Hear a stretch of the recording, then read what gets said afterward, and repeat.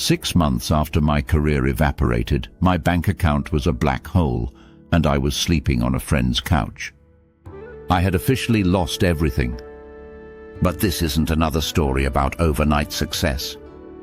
This is the unvarnished truth about the descent to zero and the methodical steps I took to rebuild from the wreckage. The life I lost. Just a year earlier, my world was a different color. I had the career, the title, the salary, the entire illusion of success.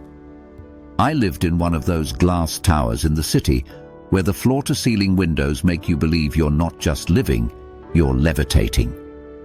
And I was convinced I was. My job title wasn't what I did, it was who I was.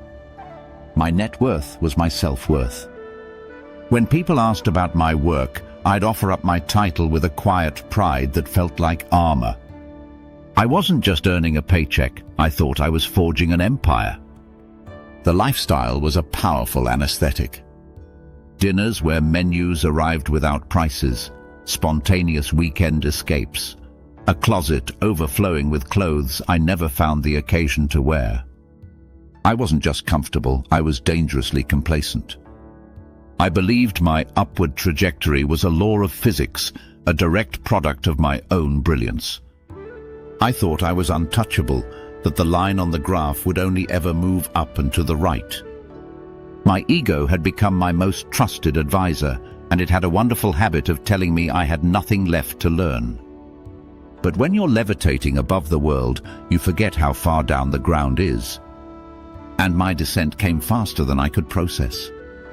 It wasn't one big cinematic explosion. It was a series of quiet cuts. My industry began to pivot. A flagship project I'd bled for was shelved without warning. Then came the dreaded whispers of restructuring, the corporate eulogy for careers about to end. I dismissed the warning signs, insulated by the certainty that I was essential. I wasn't. The day I was let go felt like a quiet amputation. A core piece of my identity was just gone. Even then, my ego tried to soften the landing. I convinced myself I'd land a bigger, better role within a month. So my spending habits didn't change. But 1 month bled into 2, then 4. The severance package vanished. The savings I once viewed with pride now looked like a countdown clock. The confident check-ins with my network decayed into desperate pleas. The fall wasn't a sudden drop. It was a slow, agonizing slide into a new reality my pride refused to acknowledge. Until it had no other choice. The weight of zero. Hitting the floor isn't just a financial event. It's a state of total emotional and psychological surrender. It's the chilling moment you realize you have no more cards to play. For me, that moment came in a letter from my bank. The balance wasn't just zero, it was negative. Overdrawn by 3714. That number wasn't a balance, it was a verdict. It was the official confirmation that I had less than nothing. That was the day I made the most difficult call of my life. I phoned my best friend and, fighting to keep my voice steady, asked if I could crash on his couch for a little bit. There is a unique kind of corrosion that comes from admitting that depth of failure to someone you admire. Moving what little I had left in a few cardboard boxes felt like a funeral procession for the man I thought I was. That couch became my universe, a monument to my failure. Night after night, I'd stare at the ceiling, my mind force-feeding me a highlight reel of every single bad decision. The shame was a physical weight. I screened calls from my family, unable to bear the thought of telling them how steep my fall had been. I felt utterly stranded in a hole of my own making. It is a specific kind of darkness, a place where you feel so profoundly beaten that you can't imagine a path forward. I stayed in that darkness for weeks, wallowing, blaming, resenting. Then one morning something broke. It wasn't a flash of insight. It was a quiet wave of disgust. I saw my reflection in the dark screen of my phone, and for the first time, I didn't recognize the person staring back. His eyes were vacant, filled with a nauseating mix of fear and pity. And in that moment, a firm, quiet voice in my gut simply said, "No more." No more blame. No more self-pity. No more waiting for a rescue that wasn't coming. I saw that I had two paths. I could let this couch and this negative number be the final chapter of my story, or I could make it page 1. That was the moment. That was when I stopped being a victim of my circumstances and decided to become the architect of my comeback. That was the absolute flaw. And if any of this feels familiar, if you've been there or you're there now, consider sticking around. Because the next part of this story isn't just about my fall, it's about the exact disciplined blueprint I used to rebuild and what you can do when it feels like you have nothing left to lose. The disciplined climbing out of a hole that deep doesn't happen in one heroic leap. It happens through small, consistent, and brutally unglamorous actions, repeated day in and day out. I knew I couldn't wait for motivation to strike, that feeling as a fair-weather friend. My recovery had to be built on a foundation of pure discipline. So I forged a new operating system based on a handful of non-negotiable principles. Principle 1, face the monster. Before building anything new, I had to survey the ruins. I took out a single sheet of paper, something physical I could touch, and wrote down every penny I owed. Credit cards, student debt, personal loans. Everything. I didn't stop until I had one final terrifying number. Staring that number down without looking away was the first act of taking back power. I wasn't hiding from the monster under the bed anymore. I was finally looking it in the eye. And principle 2, embrace the ego death. My pride had been my ruin, so it had to be the first thing to go. I accepted my new status with what I now call a total commitment to humility. I wasn't a strategist between opportunities. I was a broke man sleeping on a couch who needed to earn money. Period. This mindset was incredibly freeing. It meant no job was beneath me. I delivered groceries. I worked retail during the holidays. I took on mind-numbing freelance data entry. It was humbling, but it was income. Pride doesn't keep the lights on. Losing everything taught me that my value is not my job title.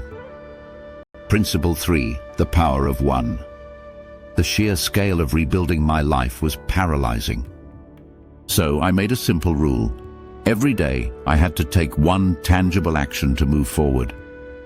Just one.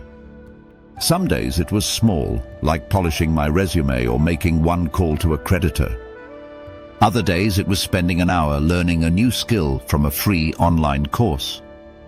Each action, no matter how minor, was a small victory that proved I was still in the fight. It generated momentum. Small daily disciplines, compounded over time, create massive change. It gave me a sense of control when everything felt uncontrollable. Principle 4, fuel the engine for free. The chronic stress was taking a physical toll. I was exhausted, eating poorly, and my mind was a fog of anxiety. I knew I couldn't rebuild my life on a broken foundation. A gym was a luxury I couldn't afford, so my new routine was simple. A 20-minute walk every single morning. No phone, no podcasts. Just me and the rhythm of my own 2 feet. This wasn't about fitness. It was about clearing the noise from my head. It was the keystone habit that made every other disciplined action just a little more possible. Principle 5, the first saved dollar. I became absolutely surgical with my spending, learning the stark difference between a want and a need. The answer to, do I truly need this, was almost always a resounding no. For months, my only significant costs were groceries and my phone bill. It was a test of endurance. But then came a moment that felt more significant than any six-figure paycheck I'd ever received. It was the day I moved my first $20 into a new savings account. That $20 wasn't just money. It was proof of life. It was tangible evidence that the system was working. It was hope. So what does life look like now? It's different. I'm not in that glass tower, and I no longer measure my worth in dollars. I'm financially secure again, yes, but more importantly, I'm durable. I've been stress tested. I've been broken down to my component parts. And because of that, I now know with absolute certainty how to put them back together stronger than before. Losing it all taught me things no business school ever could. It taught me that real security isn't a number in an account, it's resilience. It's the quiet confidence that comes from knowing you can face the worst, because you have. It's the knowledge that if it all disappeared again tomorrow, I possess the humility and the discipline to start over from scratch. I learned my ego was the greatest liability I ever had, and that humility is my most powerful asset. I learned that human connection is the only currency that truly matters. The friend who offered me his couch forged a bond that no amount of money could ever buy. But the most important lesson was this: discipline is the only true freedom. It's the daily difficult practice of choosing the person you want to become over the feelings of the moment. If you're on that couch right now, staring at that negative number and feeling that suffocating weight, I need you to hear this. This is not your ending. This is ground zero. This is the solid floor you can use to build a life that is truly yours, one that is not defined by external validation, but by your own internal strength. You have a choice. You can surrender, or you can start to climb. I hope this story in some small way helps you choose to climb. Thank you for listening. And if you feel comfortable, share a piece of your own climb in the comments. Not for my sake, but for the person who needs to read it and know they're not alone.